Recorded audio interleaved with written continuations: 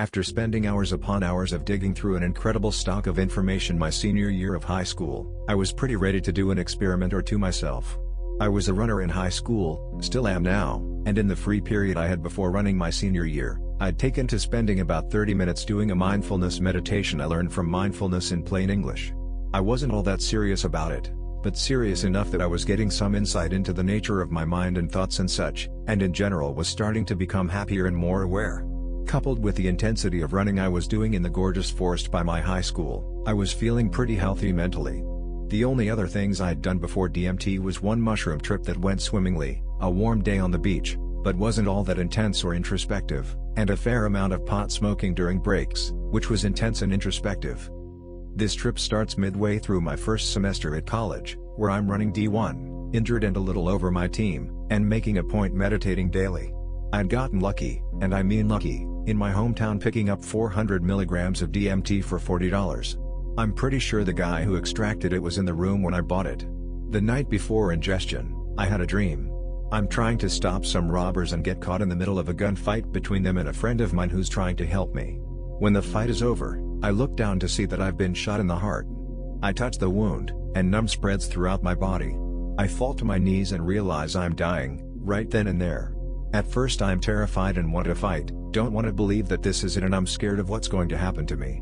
However, as I'm fading out, I pull myself together and force the thought this experience only happens once in a life, experience it. I accept that I'm dying, and start to fade into an incredibly altered state that is dying. It's so real, I still think that that dream is a peek at death. Death itself wakes me up. So the trip itself starts here. I'm way more nervous than I thought I'd be. After reading intense reports online, I don't have a clue where I'm going.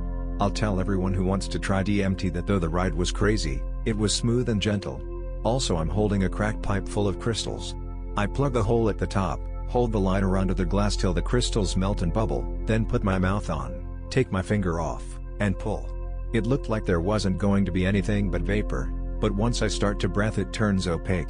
I hit as big as I can, but my runner lungs cough easily, and though I'm straining to hold it in and not cough, I spew out the plastic hair, and set the pipe down on a towel I'd folded up just for that purpose. Then I lay back and get ready. I can already tell there's something going on. One thing I'd been paying particular attention to in mediation the week leading up to this was making sure I could be comfortable in bizarre mindscapes. Namely, once I could get my mind focused on my breath and my awareness up for a bit of time, I was being particularly careful not to snap out of the state because of the oddness of it, which I should always do. I was just being particularly careful that week. So when the odd DMT feeling comes rushing in, I'm trying to let go of anything that's fighting it. As it comes in, the entire way my mind works starts to change. It's just not at all similar to day-to-day consciousness.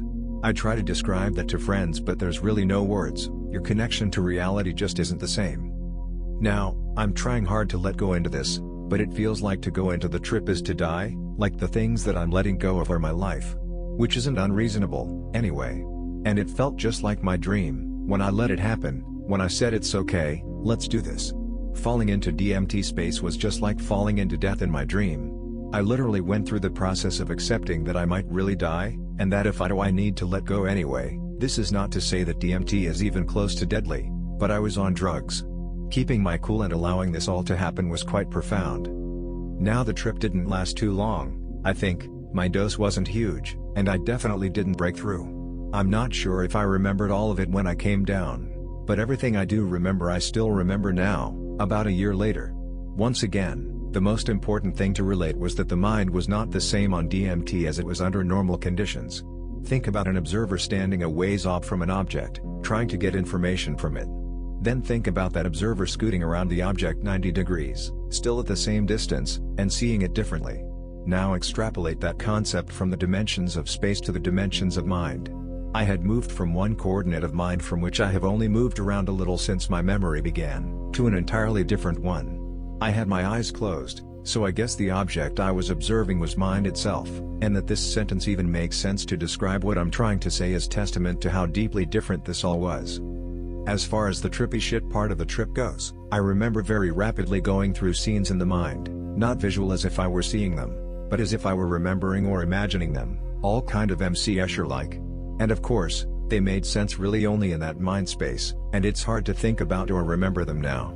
For a while, My mind could be described as the top of a pillar that was extending down a space, arcing up and bouncing off the ground to make another arc. That's right, my mind was that. These arcs were parabolic Y in shape, however, I want to make it very clear that they weren't exactly parabolas. I'm a physics major, and I've seen plenty of parabolas, and this arc that my mind was not one, though it was very similar. My point being, of course, that the way my mind was working was very different. Now, I started off telling this story in the present tense, basically to stimulate my imagination and memory, and kind of put myself there again. But I can't talk about the trip itself like that. I can't go there. I can remember the events, but I can't relive them, almost in the way I can remember events described to me. Anyway, it came to a pretty smooth halt, and I felt strange for about a half an hour after, physically almost like there was some force against me, but I didn't have to work harder than normal to move or anything. I couldn't sleep that night, although I was tired. I tried DMT a while later, but because of the harshness of the smoke, and trying to breathe it in steadily instead of in a big quick hit, I managed really to just feel very off. Once again I couldn't sleep. I still have a bunch, but haven't felt compelled to try it since. I'm planning to celebrate my 1-year anniversary of beginning daily meditation with it, which is coming up soon. That's my story. Hopefully I'll have more to come. Good luck in all your adventures, they are much more real when doing them than when reading about them.